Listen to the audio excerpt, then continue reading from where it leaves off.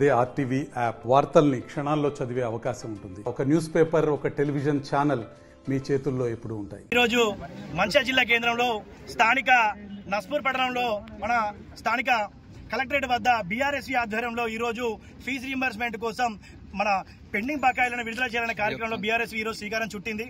గతంలో ఈ రోజు వరకు ఈరోజు కేసీఆర్ గారి నేతృత్వంలో కేసీఆర్ గారి ప్రభుత్వం ఉన్నప్పుడు పెండింగ్ స్కాలర్షిప్ ఒక్కటి కూడా లేకుండా విడుదల చేయడం జరిగింది.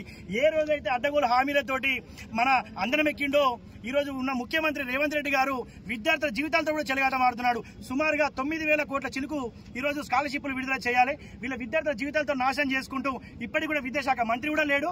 ఇప్పటికైనా విద్యార్థుల కోసం మన దేని పట్లనైనా అదే విధంగా ఉన్నావు, ఇప్పుడు అన్ని విధాలుగా కూడా అట్లే ఉన్నావు. దయచేసి విద్యార్థుల పట్లనే అనుకోండి, వాళ్ళకున్న పెండింగ్ స్కాలర్షిప్లను విడుదల చేయండి. విద్యార్థుల కోసం ఇప్పటికైనా ఆలోచించండి.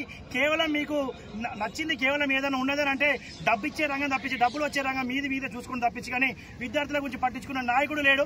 ఈ రోజు మన తెలంగాణ రాష్ట్రానికి దౌర్భాగ్యమైన పరిస్థితి ఏదైనా ఉన్నదంటే మన రాష్ట్రానికి విద్యాశాఖ మంత్రి లేకపోవడమే. విద్యాశాఖ మంత్రి నువ్వేగా ఉన్నావు రేవంత్ రెడ్డి గారు.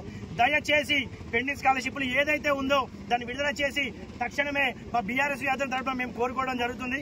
లేని పక్షంలో మరి రానున్న రోజులలో బీఆర్ఎస్ ఆధ్వర్యంలో పెద్ద ఎత్తున ఆందోళన కార్యక్రమాలు చేపడతామని తెలియజేస్తాం. మరిన్ని వీడియోస్ కోసం ఛానల్ ని సబ్స్క్రైబ్ చేయండి. లేటెస్ట్ అప్డేట్స్ కోసం వాట్సాప్ ఛానల్ ని ఫాలో చేయండి.